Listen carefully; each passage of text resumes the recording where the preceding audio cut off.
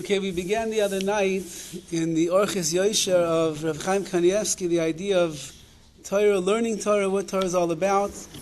We left off in the middle of the words of the Rambam, and the Rambam explained, well, just to review quickly what he writes, that anybody who wants the Keser Torah, they want the crown of Torah on their head, which means that they would like to be crowned by the beauty and the repleteness of the Torah.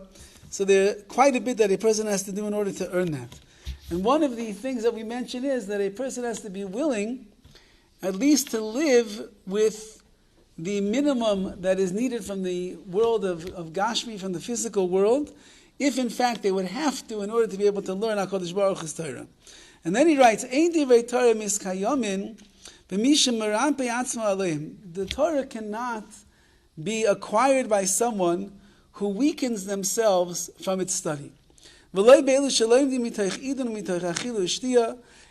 if you're sitting there with your rugelach and your coffee and your cake and your piece of pizza while you're eating and you're learning Torah, says the Rambam, it's not going to go in.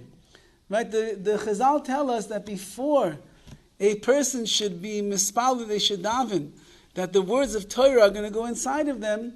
They should be mispal, they should daven, that all of the tanugim, all the pleasures of this world should not go inside of them. Again, let's just be clear over here.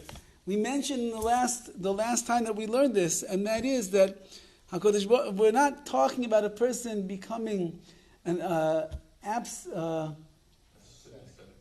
aesthetic. We're not talking about a person being aesthetic and breaking themselves off from the physical world completely, becoming a monk, going and living on a cave and eating the minimal and not doing anything. We don't live in that world. You and I live in a world where you come home, Be'ez Hashem, and there is a good amount of food that's on the table, and when you're going for your breakfast, there's more than one little slice of egg. Rav Shlomo Zalman Auerbach, who was a contemporary of Rav Chaim, he died of 20 years plus before Rav Chaim Kanievsky, and he came from a very poor family. And in his family, they had one egg for all 6 children. And his mother used to hard-boil the one egg that they had, and then she would slice it into 6 different pieces, and each child would end up eating that one little slice of egg that they had. But he said, he realized at a young age, food was not going to be his main sustenance because his family didn't have it. So he said he'll push away his hunger and he'll be able to sit and he'll learn Torah. And therefore, someone like Rav Shlomo Zalman Auerbach was able to all of his life, whether it was hot, whether it was cold, whether he had food, he didn't have food, whether he slept enough the night before, whether his body was aching or the like. He once was giving shir, and he asked where a certain bacher, where a certain one of the Talmidim was. And they said, oh Rebbe, he's not feeling well today. So he didn't come to shir. So there was a long pause, and Rav Shlomo Zalman Auerbach was already an old man, had gone through a life of many physical hardships.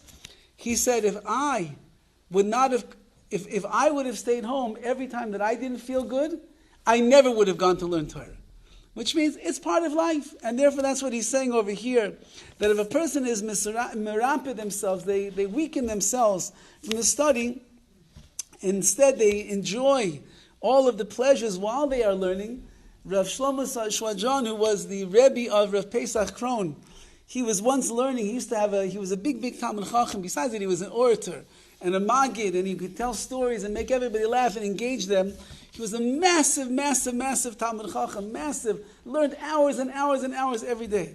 On Shabbos morning, he would wake up early, he would daven an early minyan, and then he would learn for hours before he would start the meal. Maybe he would make a little kiddush, I don't know. Then he would learn for hours before he would start the meal. So at a certain point, one of his grandsons was old enough to learn with him. And they were learning together in the morning, on Shabbos morning, and they were learning hours. And the kid wasn't an old man, the grandson. It was getting long for him, so he got thirsty. And he excused himself in the middle of the learning. He went to get himself a glass of water. Not talking about getting a glass of orange juice, not getting a glass of soda, not even a coffee with milk and sugar. He went to get a glass of water. So his grandfather said, in the middle of learning, you stopped to get a glass of water? So he said, Zaidi, grandfather, He says, you give shiurim, you give drashas all the time. And when you give a drasha, you always have a glass of water on the stender, on the podium. You drink while you're giving the drasha.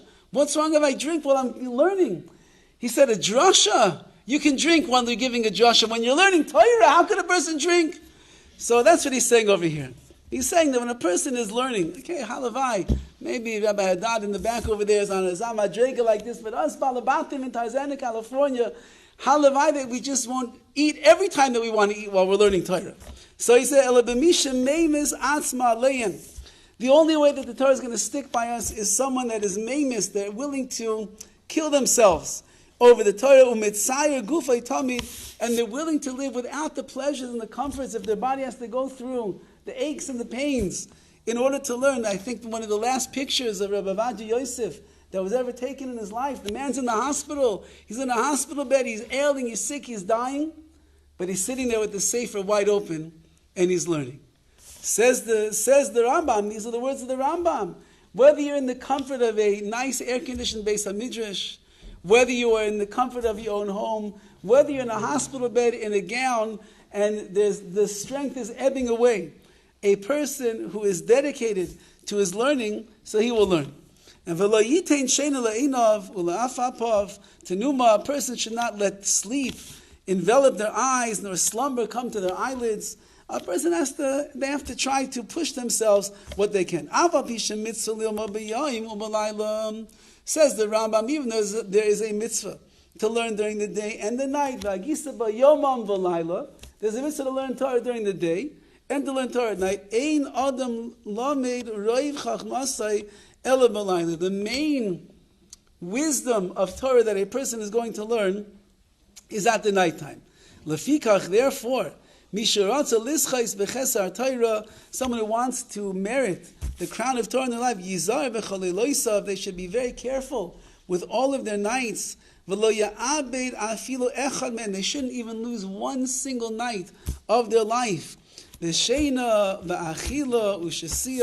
By sleeping too much and eating and drinking, schmoozing away, WhatsApp, TikTok, all the things the Rambam says over here. A person cannot waste their special, precious time from learning Torah. Then how much tshuva we're going to have to do on Yom Kippur for all of the time that we waste when we could have been learning. I think there's a special al-chet that we have to put in Makor Chaim, al-chet that I took 5 minutes to make a cup of coffee in the morning. How much time is wasted at that coffee machine just to have one good glass of coffee in the morning? At least we should sit with Svarim. And while it takes 7 minutes to make one 12-ounce cup of coffee, you could learn a daf yomi, you could learn a halacha, you could learn a maimer chazal. We have to be careful, says the Rambam, we have to be careful with our times, because if you're not, you'll lose it. The time doesn't come back. The day doesn't come back. The night doesn't come back. The moment that you have to go to a share, it doesn't come back. A person doesn't take care of it, it's abed, we lose it. I feel echamen shouldn't lose it be one of them. Rather, a person should be involved in learning and the words of Chachma, the wisdom of the Torah and HaKadosh Baruch Hu. Ad kan lashon Rambam. These are the words of the Rambam. So I don't want to make you feel too bad tonight. So we'll stop with the Rambam over here. And Be'ez Hashem, like I mentioned, each one of us, in our own way, has to find the ability to rescue the hours and the days and the months and the years of our life to make sure that at least a little bit of a dent in our time that is wasted, we end up using the time wisely so we can have our own kes, our own crown of Torah.